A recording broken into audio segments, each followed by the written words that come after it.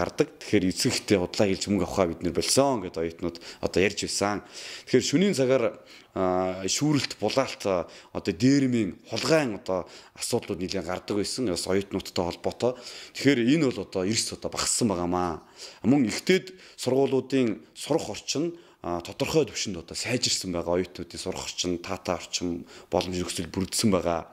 Тэгэхээр оюутнууд дүнгээ сайн гаргаж нэмэлт урамшууллаа авахын төлөө хичээлдээ шамдан одоо суралцах одоо болсон байгаамаа. Тэгэхээр онд сурдаг, амжилтаа сурж байгаа оюутнууд чинь нэмэлт одоо урамшууллаас өгдөг. Тэгэхээр энэ бүхнээс арах юм бол 70,200 буюу дээд боловсролын санхүүжилт, суралцагчдын нийгмийн баталгааны тухай хуулийн төсөл, оюутны үндэсний итгэдэг тодорхой хэмжээний нийгэмд үр шимээ өгч байгаа хэрэгтэй зүйлээ гэдэг нь эндээс бол харагдаж байгаамаа. Тэгэхээр яг одоогийн нөхцөл байдалд энэ 70,000-тай холбоотой зүйл яригдж байгаа. Монголын оюутны холбоо уриалга гаргаж байгаа энэ мөчид оюутнуудын нөхцөл байдал ямар байгаа вэ гэдэг тухай би бас тодорхой хэмжээний манай одоо байгууллага хамт олон хүмүүс судалгаа шинжилгээ одоо ингээд хийсний үр дүнд тав хүндээс эндээс зарим нэг зүйлийг би бас дурдъя гэж бодож байна л да. Тэгэхээр энэхүү манай Монголын оюутан залуусын одоо нэгдэл байгууллагын бас оюутнуудаас авсан ингээд 5,000 оюутнаас авсан энэ судалгаа байна. Тэгэхээр энд ингээд оюутнуудын чөлөө цагаа хэрхэн яаж хаана өнгөрүүлдэг, байр, орон байрны хүрэлцээ хэр байдаг, хэдэн хувь нь одоо дотор байранд амьдардаг, хэдэн хувь нь гэр хороолд амьдардаг, хэдэн хувь нь ах トゥ хамаатан саданда амьдардаг, хэдэн хувь нь байр түрээсэлж амьдардаг, гих хэдэн хувь нь гэртээ амьдарч байгаа гих мэт ингээд олон одоо асуултуудыг багтаасан юм судалгаа гамаа. Мөн оюутны 70,000 өнөөдөр юу юундаг одоо чухал хэрэглэгдэж байна вэ гэдэг. Жишээ нь ингээд энд оюутны 70,000-ыг одоо та аваад юунд зарцуулдаг вэ гэдэг оюутнаас асуусан байна л. Тэгэхэд ингээд сургалтын төлбөртөө гэсэн оюутнууд 21% байна. Ном сурах бичиг гэсэн оюутнууд ном сурах бичигт хэрэглээндээ гэсэн оюутнууд бол ингээд бараг дийлэнх эзэлж байна л да. Өдөр тутмын хэрэглээ ном сурах хүчиндээ бичгтээ гэдэг бол 82% те. Тэгэхээр мөн чөлөө цагтаа гэж байгаа чи 21% те. Түрээс одоо байрны түрээсэндээ зарцуулдаг гэхэд л өнөөдөр 11% нь байрны түрээсэндээ зарцуулдаг. Ямар нэгэн байдлаар хоримтлал зарцуулдаг гэхэд л 12% нь одоо хоримтлал. Гэх мэтлээ эндээс ингээ харах юм бол оюутнуудын амьдралд бол энэ маш их одоо хэрэгтэй болж байгаа гэдгийг ингээ харагдж байгаа юм л. Тэгээд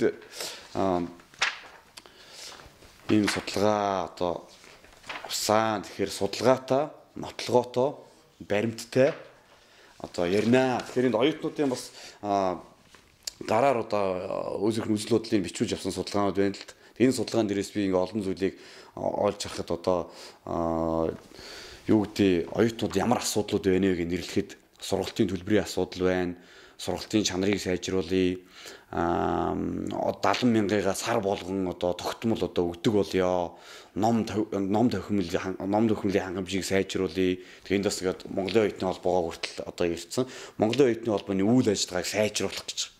Тэгэхээр өнөөдөр бас энд тулгамдж байгаа энэ асуудал гэдэг дотроо одоо нэг ноцтой зүйл байгаа юм л. Ямар асуудал байна вэ гэхээр ингээд оюутны одоо плед биш үү? Энд ингээд тоо гарсан чинь оюутнууд авсан оюутнуудын 25% нь тулгамж байгаа асуудлын нэг нь оюутны виза карт пледний асуудал гэж байна. Тэгэхээр өнөөдөр Монголын оюутны холбоо хамгийн их мөнгө авж байгаа, мөнгийг хурааж байгаа оюутан дээр хамгийн их тулж ажилладаг бол өнөөдөр виза карт, автобусны плед байдаг. Тэгэхээр энэ зүйл чинь өнөөдөр оюутнууд донд асуудалтай байна. Энэ дээр анхаараач ээ, илүү сайн ажиллаач ээ. Тэгэхээр энэ гих мэтлэнгийн оюутнуудын олон одоо асуудлуудыг энд ингээд судалгаагаар авсан байгаа. Тэгэхээр бид бодит байдлыг мэдэхгүйгээр хамаагүй одоо ярьж, хамаагүй уриалж, хамаагүй одоо мэдгдэл хийж болохгүй. Тэгэхээр энд оюутнуудын одоогийн нөхцөл байдлын тухай би бас ингээд яг судалсан энэ судалгаа шинжилгээ энэ бүхнийхээ үндэслэл дээрээс та бүхэнд бас дурдъя л. Энд бол одоо 30,000 оюутнуудаас авсан ингээд судалгаа баг. Ихтэйд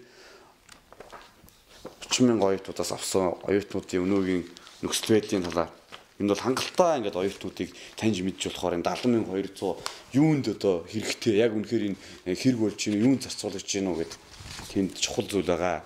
Тэгэхээр хүмүүс ингээд 70,200-ыг оюутнууд аваад баар савны орлого нэмэгдэж гин нэ тэрэг ярьж ин л та. Би бол энтэй эвлэрдүүлт мэдээж ямар ч цаг үед бол тодорхой хэмжээний хүн төрсөн өдөр баяр наадам нэг бол ямар нэгэн тэмдэглэлт өдөр ч юм уу те одоо баар орох одоо юу гэдэг караоке орох ийм одоо зүйлүүд байдаг. Гэхдээ энэ 70,000 өгснөөрөө ихсээд байгаа гэж байгаа зүйл биш. Орохдоо өрүүл хүмүүс 70,000-та 70,000 оюутнууд өнөөдөр уцаал амбарж байгаад ордог л байхгүй. Тийм болохоор ийм одоо өрөөсгөл буруу зүйлийг бол одоо ярьж өөгшөөж хүмүүс ярих нэг дэмий гэж хувьдаа бодож байгаамаа. Тэгэхээр оюутнуудын одоогийн нөхцөл байдал яг үүндээ бол 70,200 авна гэд ноутбук цахилгаан бараа авчихсан. Өдөр тутмынхаа хэрэглээнийхээ бараандаа одоо бараага лизингээр зээлээр авчихсан оюутнууд байна. Тэгэхээр мөн ээж аваасаа мөнгө авахгүйгээд хэрэглээндээ зарцуулнаа гэд ингээд одоо хүлээж байгаа оюутнууд байна. Сургалтын төлбөртөө суутгацсан оюутнууд байна.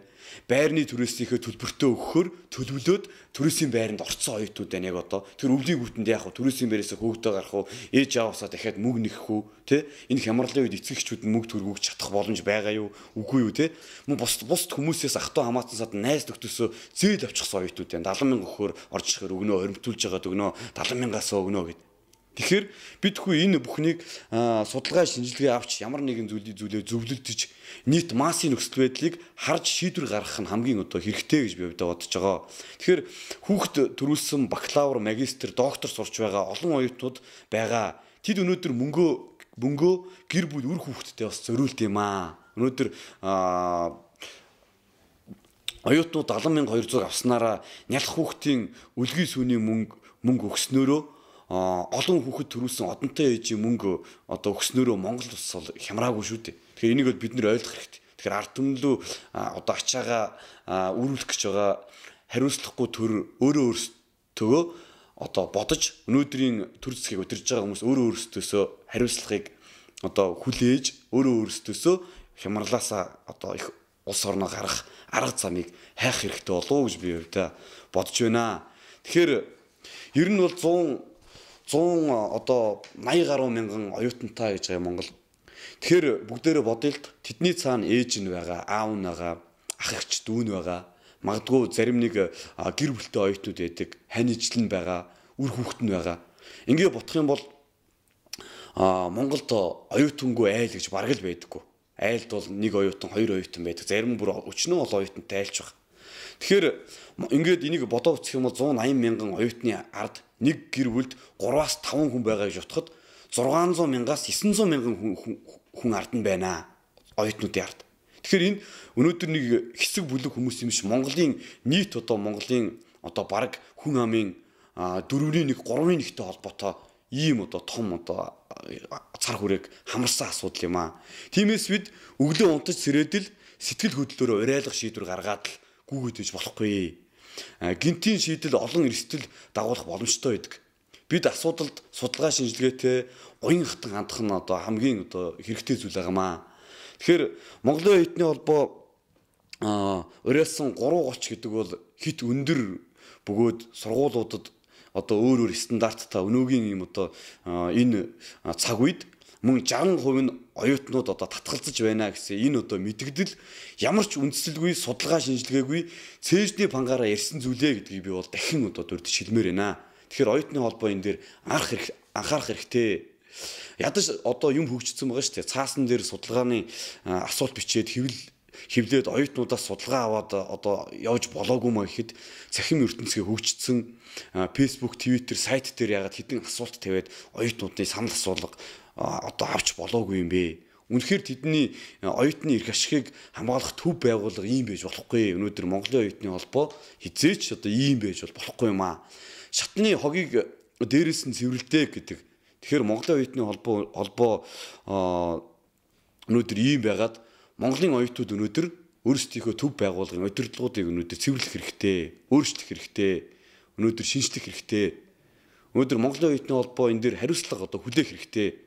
Тэгэхээр дэлхийн ихэнх оронд оюутанда одоо урамшуул бол өгдөг юм л да. Мөн урамшуулал өгөхөөсөө гадна бас нэг боломжийг бүрдүүлж өгдөг. Энэ юу вэ гэхээр манай Монголд бол оюутнууд хичээлийн бусгаар ажиллах боломж бол маш ховор идэг.